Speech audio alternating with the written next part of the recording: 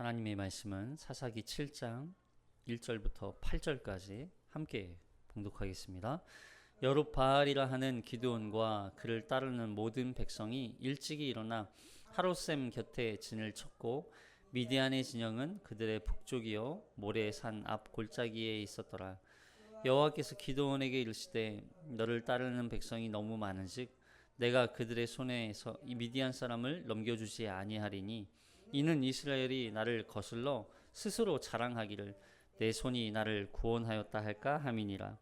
이제 너는 백성의 귀에 외쳐 이르기를 누구든지 두려워 떠는 자는 길르앗산을 떠나 돌아가라 하라 하시니 이에 돌아간 백성이 2만 2천 명이요 남은 자가 10,000명이었더라. 여호와께서 기드온에게 이르시되 백성이 아직도 많으니 그들을 인도하여 물가로 내려가라. 거기서 내가 너를 위하여 그들을 시험하리라.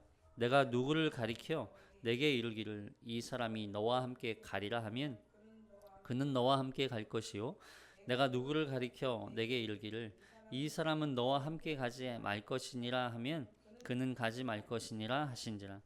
이에 백성을 인도하여 물가에 내려가매 여호와께서 기드온에게 이르시되 누구든지 개가 핥는 것 같이 혀로 물을 핥는 자들을 너는 따로 세우고 또 누구든지 무릎을 꿇고 마시는 자들도 그와 같이 하라 하시더니 손으로 움켜 입에 대고 핥는 자의 수는 300명이요 그 외의 백성은 다 무릎을 꿇고 물을 마신지라. 여호와께서 기드온에게 이르시되 내가 이 물을 핥아 먹은 300명으로 너희를 구원하며 미디안을 내 손에 넘겨 주리니 남은 백성은 각각 자기의 처소로 돌아갈 것이니라 하시니 이에 백성이 양식과 나팔을 손에 든지라. 기드온이 이스라엘 모든 백성을 각각 그의 장막으로 돌려보내고 그 300명은 머물게 하니라. 미디안 진영은 그 아래 골짜기 가운데에 있었더라. 아멘. 이 말씀에 은혜 있으시기 바랍니다. 우리는 지난 시간에 이 하나님께서 기드온을 이스라엘의 구원자로 부르셨다는 것을 이제 기드온이 확인하는 그런 과정의 모습을 우리가 살펴보았어요. 기드온이 양털로 첫 번째는 양털을 넣고 주변은 마르고 양털만 적게 해주세요. 그리고 두 번째는 이 양털만 마르고 주변엔 이슬이 내려서 적게 해주세요. 하나님께서 그 모든 이 기드온의 질문에 또 요구에 하나님께서 다 들어주시죠. 그렇게 하셨던 이유는 기드온의 믿음의 이 성장을 계속 하나님께서 이루어가고 계시는 것을 볼 수 있어요. 그러니까 결국 기드온을 하나님께서 그 믿음의 수준을 만드시는 거죠. 그러니까 믿음은 하나님의 말씀, 음성을 듣고 하나님을 경험해야만 믿음이 사실은 생길 수 있는 거예요. 그냥 단순히 하나님의 은혜가 아니면 믿음이 생기지 않는 거죠. 믿어야지 한다고 믿어질 수가 없는 거예요. 하나님께서 은혜로 그에게 믿음을 주셔야만 믿음이 생기는 것이고 또 그 믿음을 통하여서 하나님께서 그 믿음의 삶의 모습들을 이제는 살도록 하나님께서 이끌어 가시는 거죠. 자, 오늘 이제 드디어 기드온이 첫 번째 전쟁에 출전을 하게 됩니다. 자, 1절을 보시면 시작. 여룹바알이라 하는 기드온과 그를 따르는 모든 백성이 일찍이 일어나 하롯셈 곁에 진을 쳤고 미디안의 진영은 그들의 북쪽이요 모레산 앞 골짜기에 있었더라. 기드온을 향하여서 뭐라고 불러요? 여룹바알이라고 불러요. 여룹바알이 무슨 뜻이었죠? 우리 6장에서 이 말씀이 살펴봤죠. 기드온이 바알 산당과 아세라 목상을 이제는 찍어 완전히 무너뜨리고 그 나무로 여호와 앞에 번제를 드렸던 그 후부터 기드온을 향하여서 뭐라고 부른다고요? 여룹바알이라. 자, 여기 사사기 6장 25절 말씀 볼게요. 시작.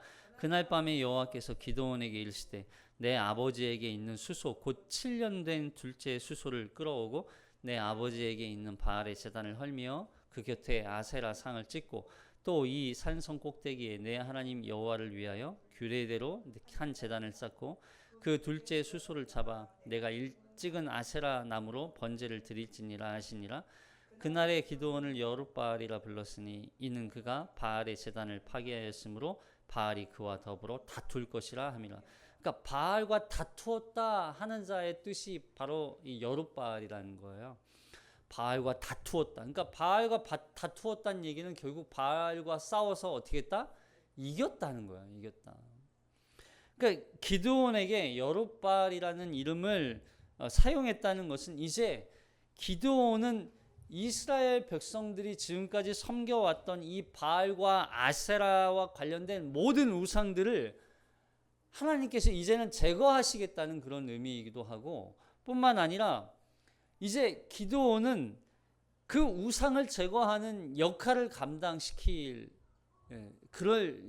감당시키겠다는 거예요. 여룻바알을 통하여. 그러니까 여룻바알이 왔다. 그럼 결국 여룻바알인 기드온을 통하여서 바알 산당과 아세라 목상과 우상들을 제거하실 하나님. 이제는 그 우상들을 제거하고 참된 하나님을 섬기도록 하나님께서 이 여룻바알 기드온을 세우고 계셨다는 거예요. 물론 발상에 가면 참 안타깝게도 그걸 다 제거하지 못하는 모습들도 있죠. 그럼에도 불구하고 하나님은 이 기드온을 여룻바알, 바알과 아세라상과 그리고 바알과 다투어 싸워 이기게 하실 그런 존재로 하나님께서 이제 그런 역할을 맡기신 기드온이라는 것을 보여주는 것이죠. 자, 그런데 기드온을 따르는 모든 백성이 지금 어디에 진을 쳤다고 그래요? 하롯셈이라고 해요. 하롯셈. 우리가 이 지역들을 이렇게 살펴보는 이유는 그 지역을 담아내고 있는 어떤 그 의미들이 있기 때문에 그래요. 그리고 지역의 이름이 어떤 의미인지에 따라서 굉장히 우리에게 내포하는, 또 우리에게 주는 의미들이 있거든요. 자, 하롯셈 곁에, 이 하롯셈은 지도를 보시면 알겠지만, 자, 위쪽에 납달리 지파, 수불론 지파, 아셀 지파가 있고, 이제 그 지파들과 함께 이사갈 지파, 므낫세 지파가 경계에 있는 거죠. 자, 여기 하롯셈 위치, 이 하롯셈 위쪽에 모레라고 하는 곳에 미디안 연합군이 진을 치고 있고, 기드온 연합군을 지금 어디에? 하롯셈에 진을 치고 있어요. 지형적으로 약간 하롯셈이 조금 더 높은 지역에 있어요. 이 어디예요? 이 모래산보다, 모래라고 하는 지역이 약간 더 아래에 있거든요. 왜냐하면 그 당시 이 전쟁을 이해할 필요가 있어요. 이스라엘 백성들은 전쟁을 할 수 있는 어떤 무기가 있었습니까? 없었습니까? 없었어요. 더군다나 이 가나안 족속들은 기갑군, 철병거를 가지고 있는 군사들이 병력이었잖아요. 그러니까 이런 전쟁을 싸우기 위해서는 보병이 전진으로 산을 올라가면서 무너뜨리는 그런 싸움을 한다는 건 굉장히 어려운 전쟁이에요. 더군다나 이 철병거와 같은 이 병거들은 위에 산으로 올라갈 수 있습니까? 없습니까? 없죠. 그게 거의 어려워요. 힘들어요.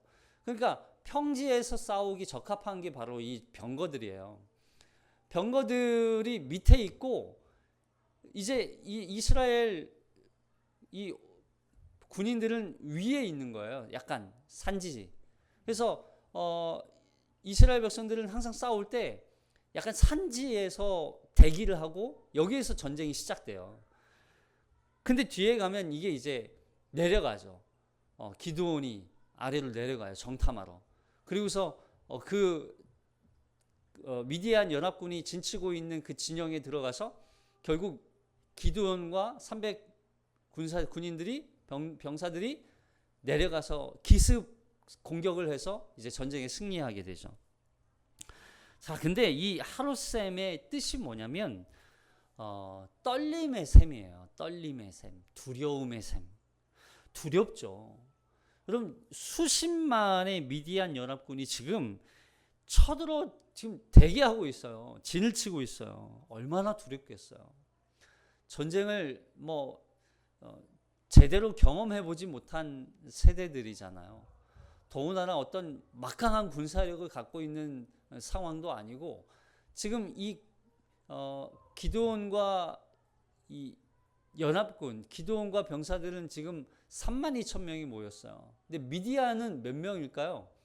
학자들의 견해에 의하면 13만 5천이에요. 13만. 게임이 안 돼요. 게임이. 전쟁이 안 돼요. 근데 재미있는 건 이 미디안 연합군은 모래산 아래 진을 쳤대요. 이 모래라고 하는 산이 이곳은 산이라기보다는 약간 언덕이거든요. 그러니까 언덕 아래. 근데 이 모래라는 언덕이 모래라는 단어가 무슨 뜻이냐면 바라보다라는 뜻이에요. 바라보다.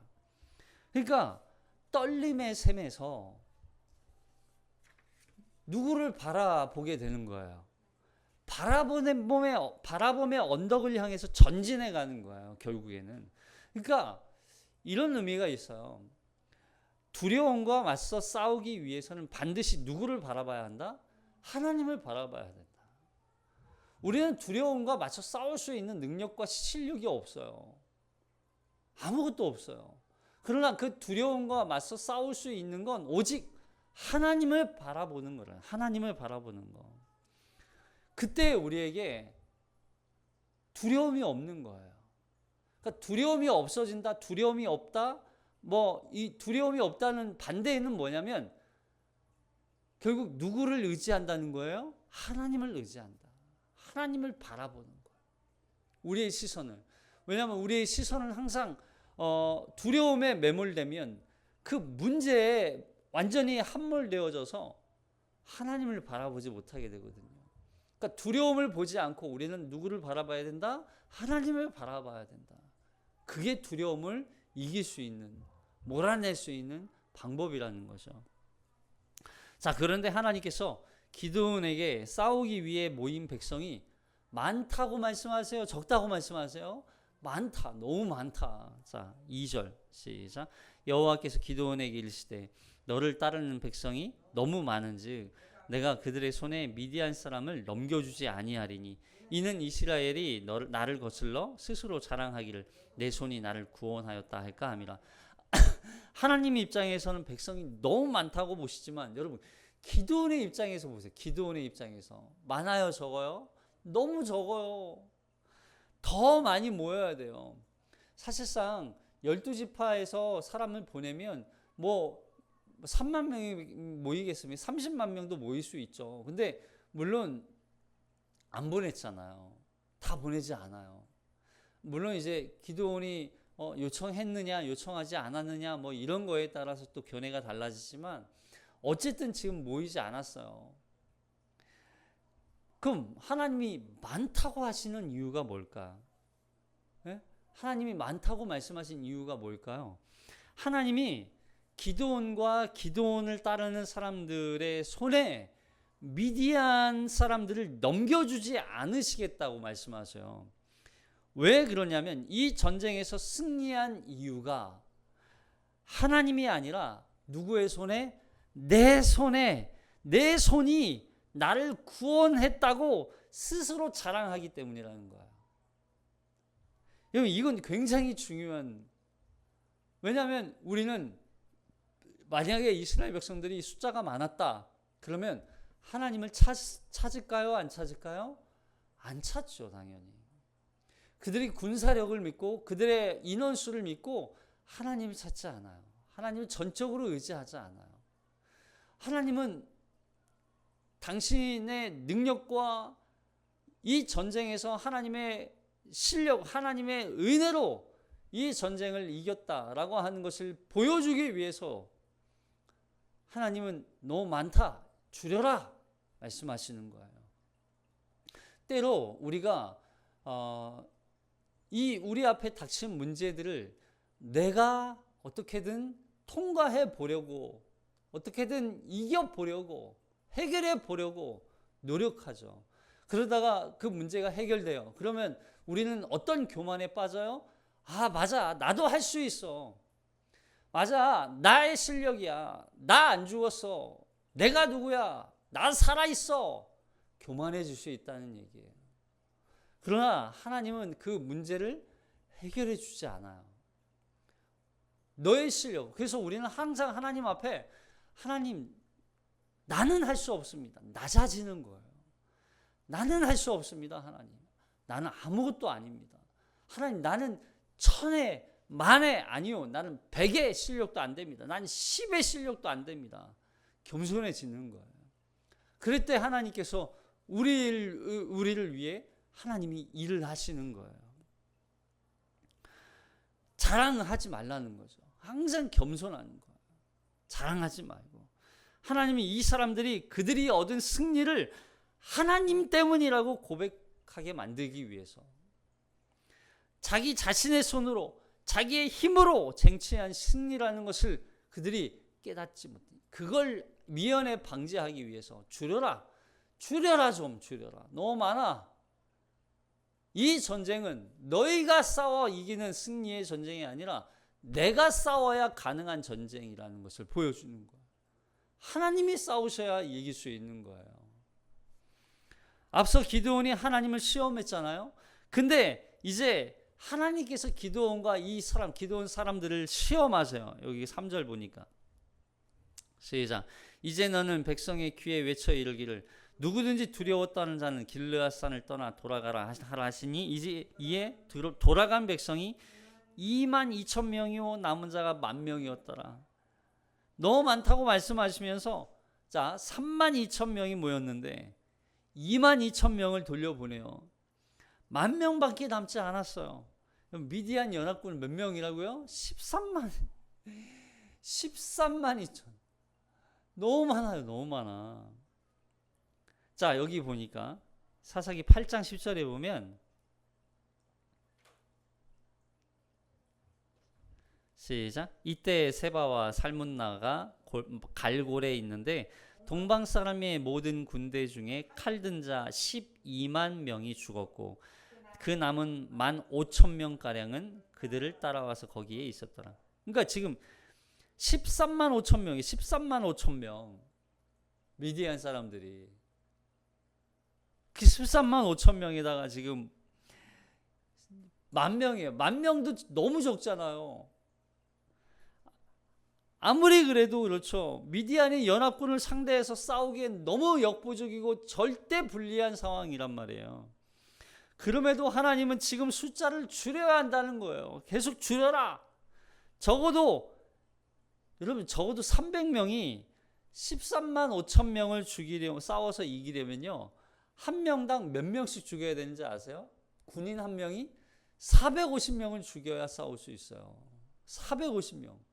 여러분 혼자 450명을 죽일 수 있을 것 같아요?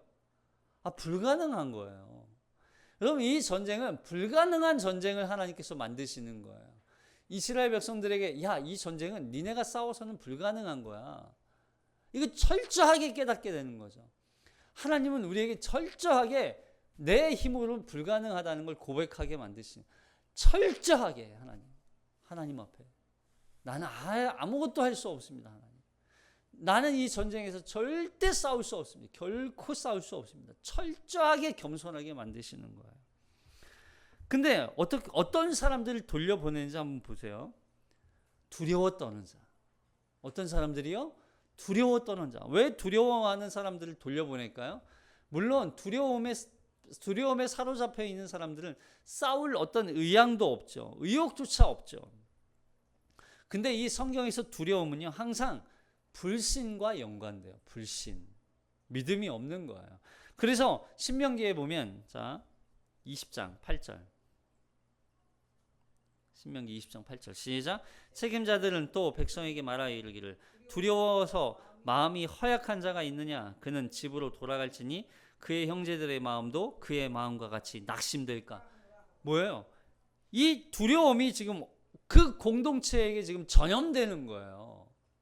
여러분 두려움은 단순히 한 사람 한 영혼이 두려워서 아무것도 하지 않고 의욕을 상실하고 완전히 낭망하고 있는 상태, 그게 한 사람에게만 적용되는 게 아니라 그 공동체 전체에 영향을 미친단 말이에요. 두려움은요, 전염병이에요. 두려움. 여러분, 이 시대에 두려움에 사로잡혀 있는 수많은 사람들이 있죠. 물론 우리가 현 상황, 현 시대적인 상황들을 바라봐야 할 때가 있어요.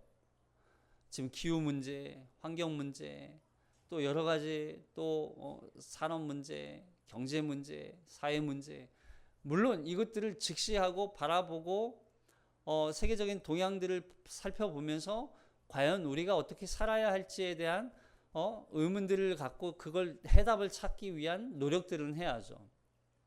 성도로서, 그리스도인으로서 환경이 무너지고 기후가 무너지고 있는 상황에서도 끝까지 세상 이 환경 무너지든 뭐 상관 안 하면서 자기 마음대로 살아가는 그리스도인이 살 수 있는 세상이 아니에요. 거기에 맞게 환경과 자연과 세상과 공동체를 위해서 변화되는 것이 성도의 모습이 주어지겠죠. 그럼에도 불구하고 여러분, 그 상황과 환경에 대한 두려움을 갖는다는 건 굉장히 어려운, 왜냐하면 그 두려움으로 인하여서 사회가 무너질 수 있어요.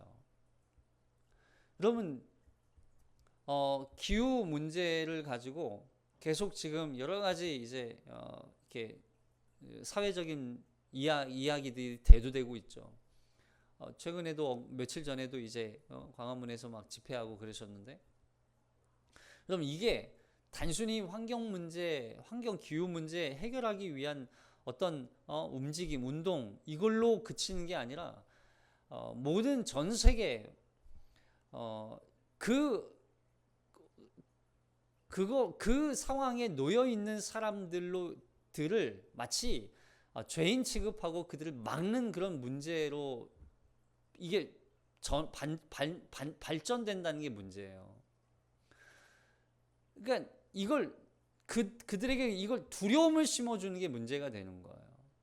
이거 고치지 않으면, 바꾸지 않으면, 그러니까 뭐 단편적으로 이 농축산업을 하고 계신 분들, 축산업에 계신 분들, 그럼 뭐 그걸 생계로 하고 있는 분들의 이걸 막아야 기후 환경이 좋아진다. 여러분, 이런 단편적인 논쟁으로 이걸 끌고 들어가면 그들의 삶의 터전을 완전히 매몰시켜 버릴 수 있는 거예요. 그것도 어느 정도 정책적으로나 아니면 어떤 사회적인 시스템으로 도움을 줄 수 있는 방안을 같이 해결할 수 있는 방법을 찾아야죠. 단순히 그걸로 인하여서 무너지는 생태계, 환경, 기후, 뭐 온실가스 뭐 이런 문제들을 계속 언급하면 이 사회적으로 계속 두려움만 주게 되는 거예요. 그런 두려움을 자꾸 심어주는 거죠. 사회가 계속 두려움 가운데 전염되어져서 계속 그 두려움으로 인하여서 마비시켜버리기 위한, 이것도 하나의 자칫 잘못 보면 어떤 그런 영적인 문제로 이게 연결될 수 있기 때문에 이 두려움에 너무 매몰되고 함몰되어져서는 안 돼요. 물론 그 두려움을 극복할 수 있도록 도와줘야죠. 그래서 이 두려움을 없애기 위한 또한 하나님께서 우리에게 계속 그 두려움에 대한 것도 말씀하시잖아요. 자, 여기 볼까요? 이사야서 41장 10절. 우리가 이 말씀을 항상 기억하셔야 돼요. 이 말씀의 근본. 자, 시작. 두려워하지 말라. 내가 너와 함께 함이라. 놀라지 말라. 나는 내 하나님이 됨이라. 내가 너를 굳세게 하리라. 참으로 너를 도와주리라. 참으로 나의 의로운 오른손으로 너를 붙들리라. 그럼 우리의 두려움을 해결할 수 있는 존재는 하나님밖에 없어요. 어떤 정책이 두려움을 없애는 게 아니에요. 어떤 사회적인 운동이 두려움을 없애는 게 아니에요. 여러분, 우리의 두려움의 정체는 악한 존재란 말이죠. 불신이란 말이에요. 하나님을 의지하고 하나님을 붙들어야만 이 두려움으로부터 우리를 자유케 할 수 있어요. 그래서 이스라엘 백성들, 이 기드온을 포함한 이 기드온 연합군 이스라엘 백성들에게 하나님은 두려워하는 자를 돌려보내라 말씀하시는 거예요. 왜냐하면 숫자에 있는 게 아니에요. 그럼 이 영적 전쟁은 숫자에 있는 게 아니에요. 숫자가 아니라 하나님께 달려 있는 거예요. 하나님 앞에 달려 있는 거예요. 하나님을 의지하지 않으면 안 되는 거죠. 하나님은 기드온과 이스라엘의 승리를 위해서 두려움이라는 불신의 전염병을 없애버리시는 거예요. 이 두려움이 이스라엘뿐만 아니라 여러분 이 두려움이 어디까지 전염되는지 아세요? 미디안 연합군에게까지 전염돼요. 보세요. 하나님께서 미디안을 정탐하러 보내요. 이 기드온을 정탐하러 보냈는데 다 자고 있거든요. 근데 병사 한 사람이 친구와 함께 깨워가지고 이런 얘기, 자기가 꿈꾼 이야기를 전해줘요. 근데 그때 자기가 꿈꾼 이야기를 그 친구가 듣고 뭐라고 얘기하냐면, 이건 우리 미디안 군인들을 기드온이 칼이 우리를 죽이는 전멸시키는 이야기네. 이미 그 안에 두려움이 퍼져 있었다는 얘기예요. 하나님은 그 두려움을 이용해서 이 미디안을 전멸시키게 만드시는 거죠. 이미 그 두려움이 미디안 연합군에게까지 스며들어서 이미 패배한 거나 마찬가지가 되는 거예요. 자, 그런데 보세요. 6장에서는 기드온이 하나님을 시험했다고 그랬잖아요. 자, 근데 여기 사람들을 시험해요. 4절 시작. 여호와께서 또 기드온에게 이르시되 백성이 아직도 많으니 그들을 인도하여 물가로 내려가라. 거기서 내가 너를 위하여 그들을 시험하리라.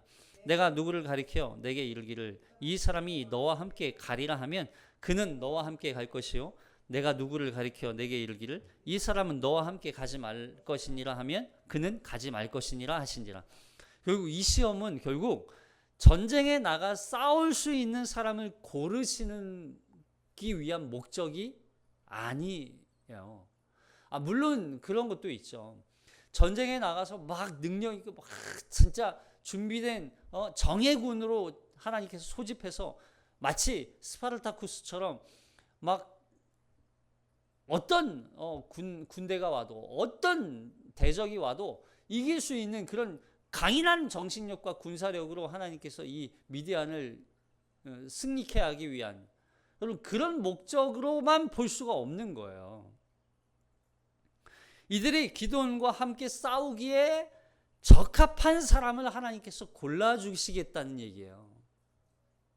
여러분 이 모습을 마치 이런 사람들이 하나님 앞에 쓰임 받는구나, 이 전쟁에 참여하는구나, 여러분 그런 차원으로 볼 수 없는 거예요. 이 전쟁의 전략과 전술, 여러분 이런 모든 걸 다 누가 가르쳐 주세요? 하나님이 가르쳐 주세요. 그러니까 기드온뿐만 아니라 여기 이제 뽑히는 300명도 기드온처럼 순종할 수 있는 사람인지 아닌지를 하나님께서 시험하시는 거예요. 여러분 시험의 목적은 뭐예요? 그가 어떤 능력을 갖추었느냐, 준비되었느냐, 그럼 이걸 확인하는 거긴 하지만 시험의 목적, 하나님의 시험의 목적은 그가 순종할 수 있느냐 없느냐를 보는 거예요. 이 말씀을 이 사사기 7장 4절 말씀을 공동번역 버전으로 한번 보시면 조금 더 의미가 드러날 거예요. 자, 공동번역 버전 시작. 야훼께서 다시 기드온에게 이르셨다. 군인이 아직도 많다. 모두 물가로 데리고 내려가거라. 거기에서 내가 그들을 추리겠다. 너와 함께 나갈 사람이라고 내가 일러주는 사람만 너와 행동을 같이 하게 하여라. 그러나 너와 함께 나갈 사람이 못 된다고 일러주는 사람은 누구든지 너와 행동을 같이 할 수 없다. 기드온 입장에서 이런 거예요. 보세요. 기드온이 물 마시는 사람들을 보면서 이렇게 보고 있으면 옆에서 누군가가 이렇게 얘기해 준다는 거예요. 이 사람은 아니야. 이 사람은 맞아. 이 사람은 싸울 수 있어. 이 사람은 싸울 수 없어. 이렇게 결정해 주시겠다는 얘기예요. 기드온 입장에선 이럴 수 있어. 아니 전쟁을 나가야 되는데 잘 싸울 수 있고 준비된 사람은 고르고 싶지 않겠어요?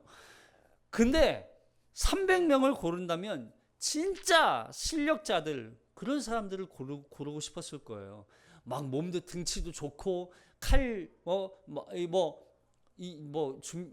많지는 않았겠지만 싸울 어떤 실력이 좋고 뭔가 갖추고 있는, 진짜 여러분 그런 사람들 300명을 뽑고 싶었을 거예요. 그런데 하나님께서 골라주시겠다는 거예요. 이 사람과 이 사람, 누구는 누구 가고 누구는 가지 못하고 골라주시겠다는 거예요. 근데 골라주시는 그 기준이 뭐냐면, 자, 말씀을 잘 보면, 너와 함께 나갈 사람이라고 내가 일러주는 사람만 너와 뭘 같이 하게 하리라? 행동을 같이 하리라. 뒤에서도 그러나 너와 함께 나갈 사람이 못 된다고 일러주는 사람은 누구든지 너와 행동을 같이 할 수 없다. 그러니까 하나님이 얘는 뽑아, 얘는 너와 같이 행동할 거야, 얘는 뽑지 마, 얘는 너와 같은 행동을 할 수 없어. 무슨 얘기냐면, 하나님께서 지금 뽑는 기준은 기드온이 하나님 말씀 앞에 순종하는 자였던 것처럼 기드온과 같이 순종할 수 있는 사람을 뽑겠다는 얘기예요. 이해되세요? 자, 그걸 여기서 보시면 돼요. 그럼 어떤 사람이 그런 사람인가? 자, 5절부터 8절까지 시작. 이에 백성을 인도하여 물가에 내려 가매 여호와께서 기드온에게 이르시되 누구든지 개가 핥는 것 같이 혀로 물을 핥는 자들을 너는 따로 세우고 또 누구든지 무릎을 꿇고 마시는 자들도 그와 같이 하라 하시더니 손으로 움켜 입에 대고 핥는 자의 수는 수백 명이요 300명이요 그 외의 백성은 다 무릎을 꿇고 물을 마신지라. 여호와께서 기드온에게 이르시되 내가 이 물을 핥아 먹은 300명으로 너희를 구원하며 미디안을 내 손에 넘겨주리니 남은 백성은 각각 자기의 처소로 돌아갈 것이니라 하시니 이에 백성이 양식과 나팔을 손에 든지라. 기드온이 이스라엘 모든 백성을 각각 그의 장막으로 돌려보내고 그 300명은 머물게 하니라. 미디안 진영은 그 아래 골짜기 아래 가운데 있었더라. 자, 어떤 사람들이에요? 세 부류의 사람이죠. 물가에 가서 물을 마시는데 첫 번째 사람들은 이런 거예요.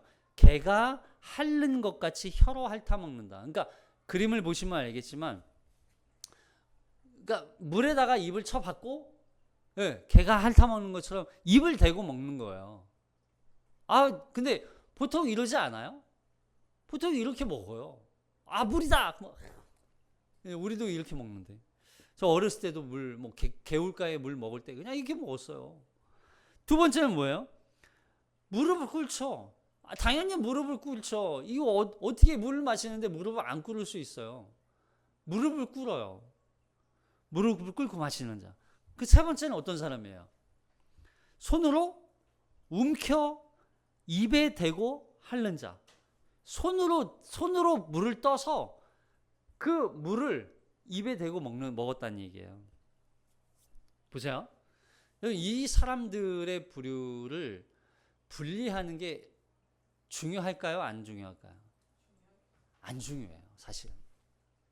왜냐하면 앞에서 말씀드렸잖아요. 누가 선택하신다고요? 하나님이 선택하세요. 그러면 가장 적은 게 누구예요? 손으로 떠서 입에 대고 먹는 사람이 제일 적었죠. 그러니까 하나님 입장에서는 제일 적은 자를 선택할 수도 있어요. 그런 의미로도 볼 수도 있죠. 왜냐하면 누가 선택하니까? 하나님 입장에서. 이 사람들이 결국 어떤 사람들이었어요? 앞에서 살펴본 것처럼 이 사람들은 자기 손으로 했다고 자랑하지 않을 사람들이란 말이에요. 이해되셨어요? 그러니까 결국 이 사람은 어떤 행동을 하든 이게 중요한 게 아니에요. 그러니까 우리가 이 사람들의 어떤 행동에 주목을 해서 개가 핥는 것 같이 혀로 핥아 먹었다. 아, 이 사람들은 신중하지 않네. 전쟁에 나가야 되는데 어떻게 당할지 모르는 이 전시 상황에 혀로 핥아 먹었다. 아, 이 사람 신중하지 못했어. 그럼 무릎을 꿇고 마셨다. 무릎을 꿇고 마시는 것도 아마 이 사람들은 우상 숭배에 이렇게 자연스럽게 우상 숭배했던 사람들일 거야. 이렇게 또 이해할 수도 있어요. 그 세 번째는 손으로 움켜 입에 대었다. 손으로 떠서. 근데 보세요. 당시 전시 상황이니까 뭘 들고 있었을까요? 무기를 들고 있었겠죠. 당연히 손에. 더군다나 여기 보면 뒤에 가면 여기 보세요. 8절에 보면 이 백성이 양식과 나팔을 손에 든지라. 뭘 들고 있다고요? 한 손에는 양식, 한 손에는 나팔을 들고 있어요. 그러니까 지금 이 양식과 나팔을 들고 있기 때문에 물을 마시려면 어떻게 해야 돼요? 다 내려놔야 되는 거죠. 그 다 내려놓는다는 건 전쟁의 준비가 안 돼 있다는 거죠. 이해되셨어요? 그러니까 물을 마시려면 당연히 한쪽 손에는 무기를 들고 있어야 되고 한쪽에 들고 있던 양식을 내려놓고 물을 마셔야 돼요. 이게 준비된 자라는 거예요. 그러니까 보편적으로 이렇게 이해를 하고, 그래서 세 번째, 손으로 움켜 입에 대고 핥는 자를 하나님이 선택하셨네. 준비하고 신중하고 주의를 경계하고 전시 상황이라는 것을 인식하고 있는 사람들, 깨어있는 사람들이야. 그래, 전쟁은 깨어있어야 돼. 이 사람, 그래서 우리도 함께 전쟁을 항상 준비하고 깨어있는 자에게 하나님께서 전쟁에 싸워 이길 수 있도록 하십니다. 이렇게 말씀할 수도 있어요. 물론 그게 틀리다라는 것보다는 거기에 주목할 포커스가 아니라는 거예요. 왜냐하면 이걸 선택한 사람 하신 분이 누구예요? 하나님 선택하셨어요. 그 이야기는 뭐냐면 이런 사람들이, 이 사람들은 하나님, 기드온이 하나님 말씀에 순종했던 것처럼 이 사람들도 기드온처럼 순종할 수 있는 사람을 하나님이 선택했다는 거예요. 왜냐하면 중요한 말씀이에요. 자, 7장 17절에 가면, 자, 시작. 그들에게 이르되 너희는 나만 보고 내가 하는 대로 하되 내가 그 진영 근처에 이르러서 내가 하는 대로 너희도 그리하라. 내가 하는 대로 따라할 사람이에요. 내가 하는 대로. 이해되세요? 그러니까 앞에서도 하나님이 이렇게 말씀하셨잖아요. 내가 알려주는 사람만 너와 행동을 같이 하리라. 그 사람은 너를 따라서 행동할 사람들. 이게 300명이었던 거예요. 하나님 말씀에 순종할 수 있는 사람, 기도원을 따라서 순종할 수 있는, 따라할 수 있는 사람, 그게 300명이었던 거예요. 그 사람을 선택하셔서 하나님은 결국 10,000명 중에, 보세요, 10,000명 중에 9,700명 돌려보내요. 이거 사실 불가능한 싸움이에요. 근데 하나님은 가능하도록 만드시겠다는 거예요. 처음에 32,000명에서 22,000명 두려워한 사람 돌려보내요. 그리고 10,000명에서 9,700명 돌려보내요. 300명이면 충분하다는 거예요. 뭐 하는 사람? 하나님 앞에 순종하는 300명이면 충분하다는 얘기를 하는 거예요. 그래서 앞서서 하나님이 기드온에게 약속하셨잖아요. 자, 6장 16절 시작. 여호와께서 그에게 이르시되 내가 반드시 너와 함께 하리니 내가 미디안 사람 치기를 한 사람을 치듯 하리라. 여러분 300명이 가도 어차피 한 사람 치듯이 하나님께서 승리케 하신다는 거예요. 여러분 이걸 믿고 순종하냐는 거예요. 이게 순종 싸움인 거예요. 하나님을 신뢰한다는 것은 결국 내가 하는 게 아니라는 걸 고백하는 거예요. 하나님이 하시는 거예요. 내가 강하고 능력이 있으면 하나님의 강하심과 능력이 나를 통해 나타난다는 게 아니에요. 나와의 약함, 내 어떤 실력, 내가 아무것도 못해도 하나님은 하나님의 강하심과 능력을 나타내실 수 있어요. 300명은 사실 숫자에 불과한 거 아무것도 아니에요. 아무것도 아닌 거예요. 연약함의 상징이에요. 그냥 아무것도 할 수 없는 사람, 싸워도 계란으로 바위치기 하고 똑같다는 걸 보여주는 게 300명이라고요. 그게 중요한 게 아니에요. 뭐 준비됐느냐 안 됐느냐 뭐 이런 게 그런 이야기 하는 게 아니에요. 13만 5천 명 앞에 추풍 낙엽처럼 쓰러질 존재들, 불가능하다고 외칠 수 있는 존재들, 이건 하나님이 아니면 할 수 없다고 고백할 수 있는 사람들, 하나님의 말씀에 순종했더니 하나님께서 이끄시는 대로 따라갔더니 하나님께서 말씀하신 대로 인도함을 받았더니 승리케 되었다라고 말할 수 있는 사람들을 하나님이 세우신 거예요. 300명인 거예요. 여러분 그 가운데 두려워하지 마세요. 하나님이 하시면 돼요. 할렐루야. 두려워하지 마십시오. 하나님을 신뢰하십시오. 우리의 능력이, 우리의 어떤 물질도 우리를 강하게 하지 못하는 거예요. 하나님을 신뢰할 때 우리는 두려움도 없고 강하게 하시는 하나님이신 줄로 믿는 거예요. 한 주간도 하나님을 신뢰하고 담대하게 승리해내는 저와 여러분 되기를 주님의 이름으로 축복합니다. 기도하겠습니다.